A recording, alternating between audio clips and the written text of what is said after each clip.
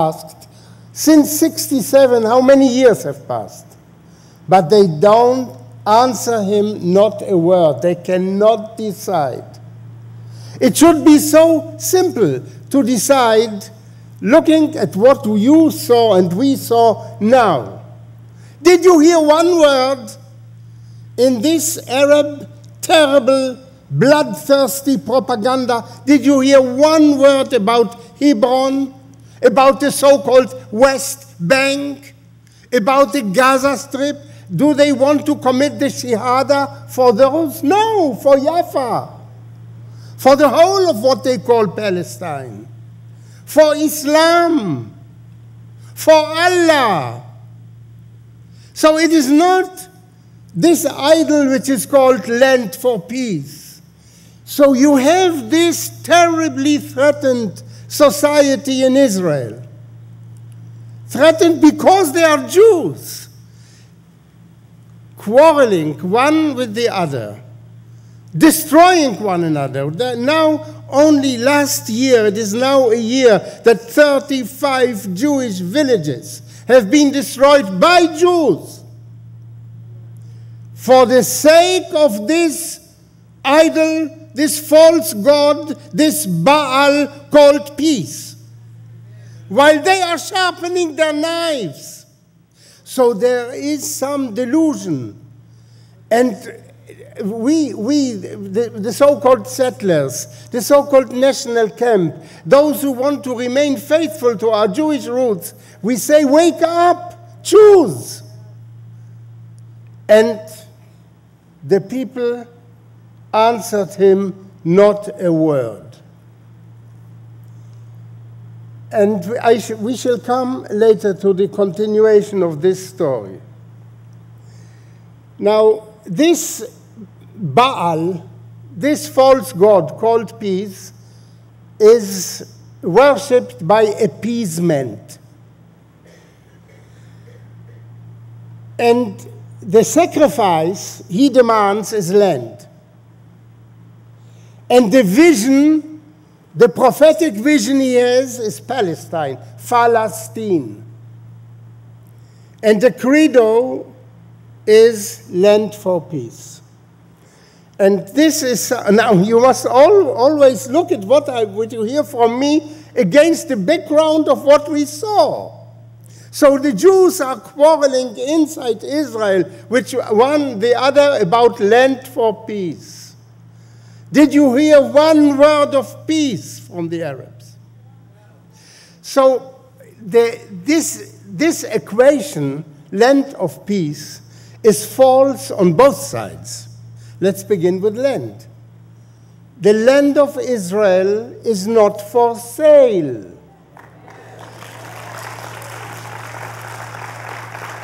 It is not in the authority, in the jurisdiction of any government or president or prime minister of Israel to give away the land of Israel for anything at all. This is number one. And what do you get? You get peace, you get Shahada. So if you treat the land which is the promised land, the Holy Land, which was promised to the people of Israel, this is the only raison d'etre of our living in Tel Aviv. What right do we have to Tel Aviv, if not the promise of the Almighty to Abraham, to your offspring I shall give this land. And we can give it away? So, in other words, the whole equation is a mutiny against the Bible. It is a mutiny against God, and the punishment is terrorism. If you turn the land given to you by God into territory with which you can trade, you don't get peace, you get terrorism. So it is territory for terrorism, or terrorism for territory. And what terrorism means, we have seen now. But this goes even deeper than that. The internal strife, the internal quarrel between the warring factions inside the Jewish nation in Israel is not only about territory. I live in Hebron. You know, our forefathers are buried there. In summer, we had a group of the battalion of Deborah. We went to Samaria. We saw Shiloh, where the tabernacle was for 400 years. The roots of the Jewish people are in Judea, Samaria. So it is not only a question of territory, of land. It is a question, do we want to belong to those places? Do we want to belong to this past? Do we have an obligation to our tradition, to our culture? Or are we a brave new world with no past, with no roots, only looking forward into a, I don't know how to say, a brave new world without values, living the good life? As our Prime Minister, Mr. Olmert, said when the war began, when he sent the young men and women into the war, he said, and he said it in Congress also when he visited in the US, he said, what we are fighting for is to have peace and quiet. We deserve peace and quiet.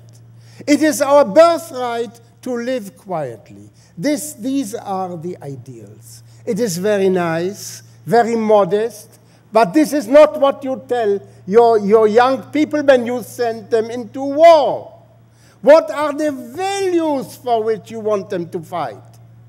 No values at all.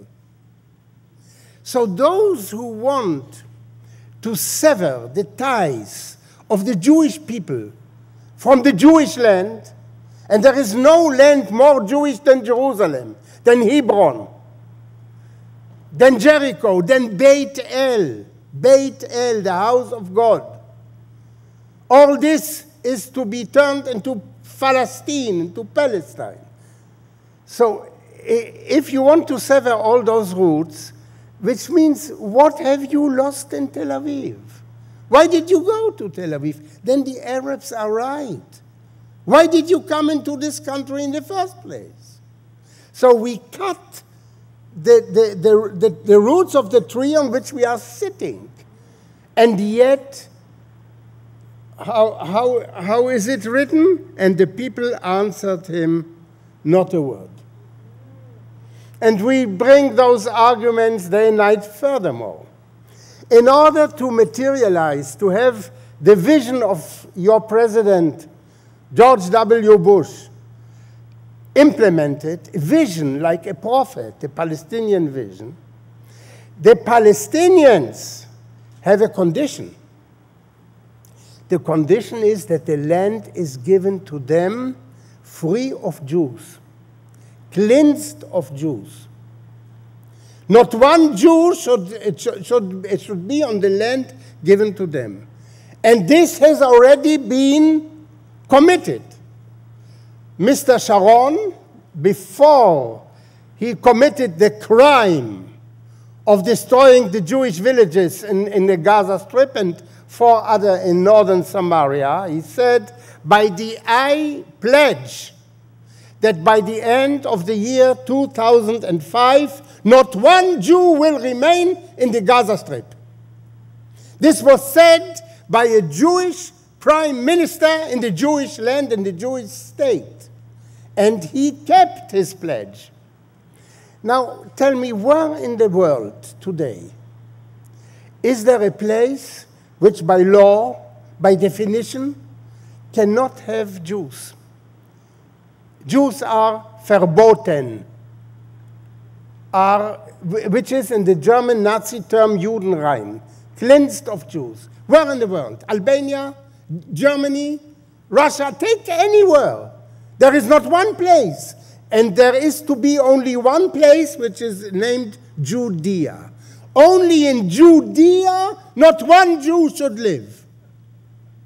Now imagine, in his wildest dreams, this mass murderer Adolf Hitler did not dream that 60 years after his dismal death, the Jews themselves would cleanse Judea of Jews in order to make place for the Palestinians to enjoy living in a land without Jews. And this the Jews would do to themselves. Imagine what this means. And all this to worship the false god called peace. Now, you know the continuation of the story on Mount Carmel, this day of Elijah. And when I now read to you from this text, please, when you hear the name Baal, which is the name of this false idol, think about peace. Because we call them the leftists in our country, peace is not a state of no war or of harmony. It is a creed. It has become a church. It has become a messianic belief.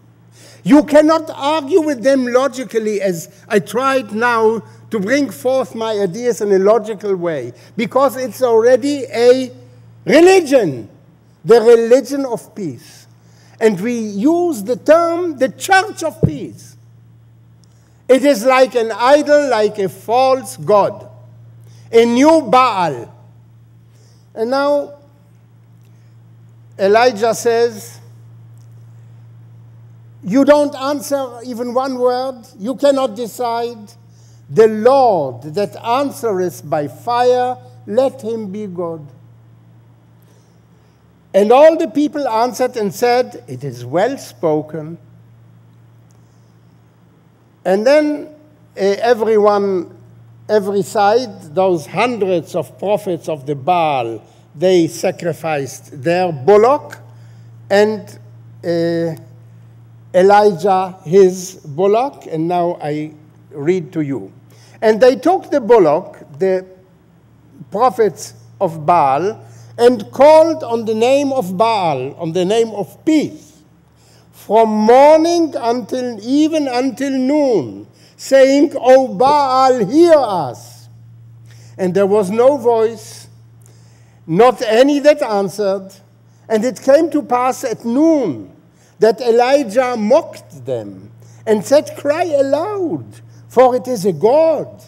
Either he is talking, or he is pursuing, or he is in a journey, or peradventure he sleepeth, and must be awakened. And they cried aloud, and cut themselves with knives and lancets, till the blood gushed out upon them. And Elijah the prophet came near and said, Lord God of Abraham, Isaac, and Israel, let it be known this day that thou art God in Israel. Hear me, O Lord, O Lord. Hear me, that this people may know that thou art the Lord God, and that thou hast turned their heart back again. Then the fire of the Lord fell and consumed the burnt sacrifice and the wood and the stones and the dust, and licked up the water that was in the trench. And when all the people saw it, they fell on their faces, and they said, the Lord, he is the God. The Lord, he is the God. The Lord, he is the God.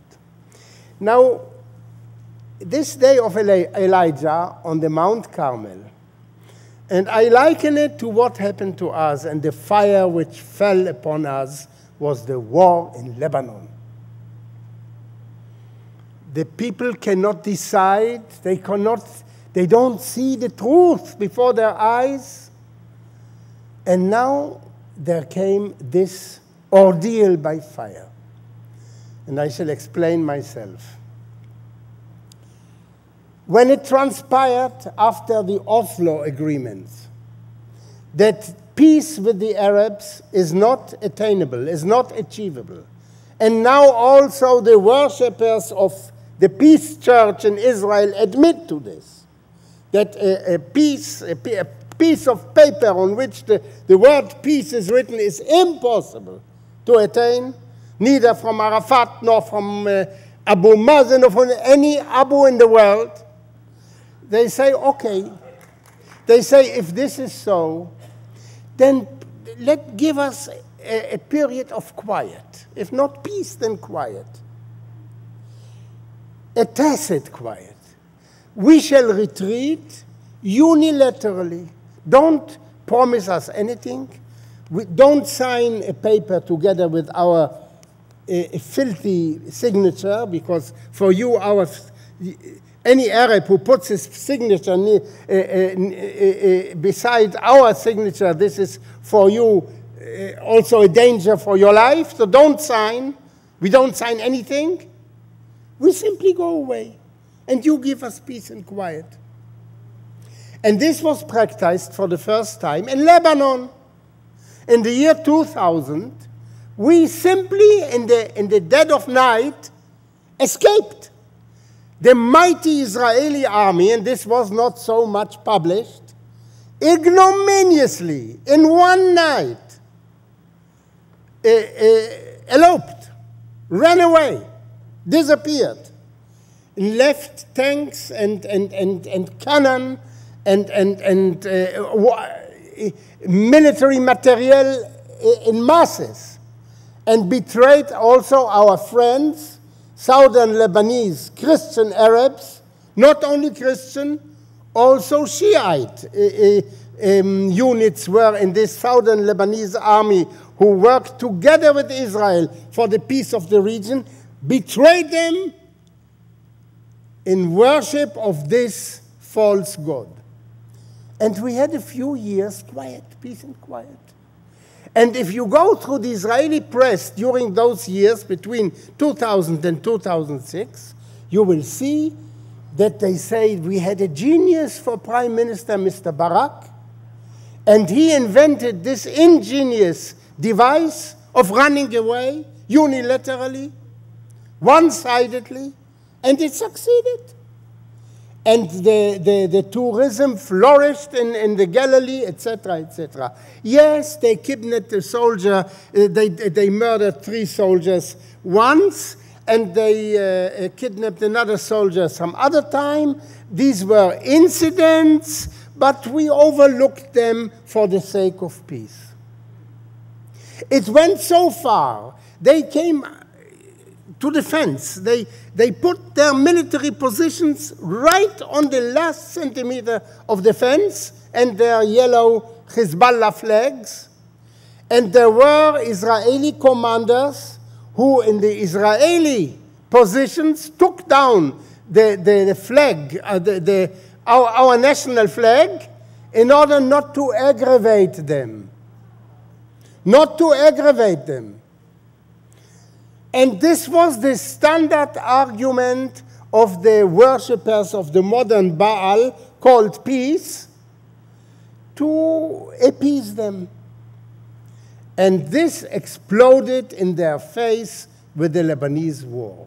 What we found there was a Maginot Wall. Fortifications, unbelievable. I have no time to describe it. And last year, the second step was made unilateral. We did not negotiate with the Arabs. We did not speak to them. We simply destroyed by ourselves 25 villages, Jewish villages, in the Gaza Strip, 4 Jewish villages in northern Samaria, and forcibly expelled 10,000 Jewish so-called settlers, the best citizens we have, who went into the fire, into this fanatism, living there, manning the border of civilization versus barbarity, and they were taken out by the army, and the army was busy for a whole year preparing for this expulsion of Jews. Our army. And now in Lebanon, it was the visitation and the punishment. Because in Lebanon, our army was not ready. The army was ready to expel the Jews. They were not ready to fight the Arabs. And there will be an inquiry commission showing terrible negligence, etc., because they were busy with the expulsion of Jews for the worship of this Baal called peace. Number one. And if this is not enough, during the first days of the Lebanese war, our Prime Minister, Mr. Olmert, said the following. He said, and there was a feeling that we are going to win the war with flying colors. In the first days, the heady days, he said, now that we shall succeed in beating the Arabs very quickly in Lebanon, this will enable us to continue the next step of unilateral retreat in Judea, Samaria. Because we should show that it is so easy to repair the situation. By 2-3 days, we give them 1 or 2 blows and everything is okay. So we can continue. The next step was not 10,000 Jews to expel, but 100,000. 100,000 Jews should have been expelled by the year 2007, the whole year 2006 consecrated to the preparations to cleanse Samaria and Judea, to prepare it for the vision of Mr. Bush of a Jew-free Arab-Palestinian state. And Mr. Olmert only waited for a resounding victory over the Lebanese, over the Hezbollah, to show that this is possible. But the fire came from the heaven and showed him, and now his chair is shaking, and his days in government are numbered, and the days of his government. And the people of Israel are beginning to think, they are not yet there. They are beginning to understand, and I shall tell you how. After we vacated the Gaza Strip, maybe God, the Almighty, is very patient with us, and He treats us like a retarded child, like an imbecile. So he understood that it is not enough for us to understand that when we get those Qassam rockets out of the now cleansed Gaza Strip into Ashkelon, into Sderot, into the Negev, this is not enough for this retarded child to understand. So what did he do? He put into the mind of the Arabs to position the launchers of those missiles on the ruins of the Jewish settlements. There was a Jewish settlement called Nisanit. From there they launched the missiles into Ashkelon, etc. And from other places, exactly from the destroyed Jews, we have a hard head. Maybe God thought this will enter, perhaps we shall understand it. No. On the Israeli radio or television, they don't say, this happened because of this. They say they put it there. Nobody said, maybe this means something. That these rockets now hit us because we emptied the Jewish settlements, because we expelled the Jews. No, it didn't happen. When God saw this, and He is very patient with us, He said, I must have another lesson from them. This is already a lesson for morons. And He somebody said we got 100 rockets per day. We got more, about 200 rockets per day. On the whole Galilee and on Haifa, on the city of Haifa, the third largest city in the country.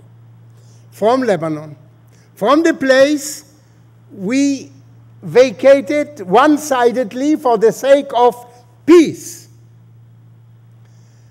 And 1 million people were either refugees, most of them refugees, the others in the cellars. And many of them, of the refugees, where did they find refuge?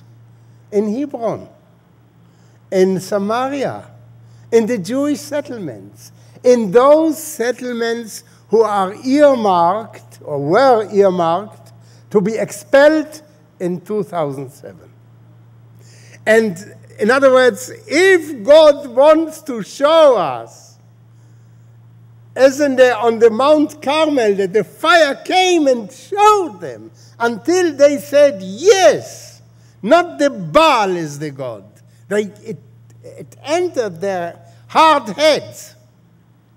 Now, refugees from the Galilee came to the Jews in Samaria, to the settlements, for refuge from the bombs. And then, for the first time, somebody asked the question, by God, what would have happened if a war broke out while the Arabs already rule Samaria and Judea? In other words, the distance from the mountains of Samaria to Tel Aviv, to Netanya, to the whole central part, which was still a refuge, is 15 kilometers, 20 kilometers. So if Olmert would have succeeded in expelling the Jews from Judea and Samaria and giving it over to the Arabs, this would be another southern Lebanon. So where will you run? Where is your refuge? In the deep blue sea? Nowhere else. For the first time, they began to ask this question. And to answer the question that where there are settlements, there are no missiles. There can be no missiles. As long as I sit in Hebron, in Kiryat Arba, there will be no missiles in Hebron, Kiryat Arba. This is why I am there, because of the covenant of Abraham. I am there because of the Bible. I am there because of what is written. I shall read this to you in the book of Amos, and this is the so-called, the Germans call it Kulturkampf. This is the struggle, the cultural struggle inside Israel now, in the same manner as in the days of Elijah. There was a cultural struggle between the Baal, between the hedonism and the material.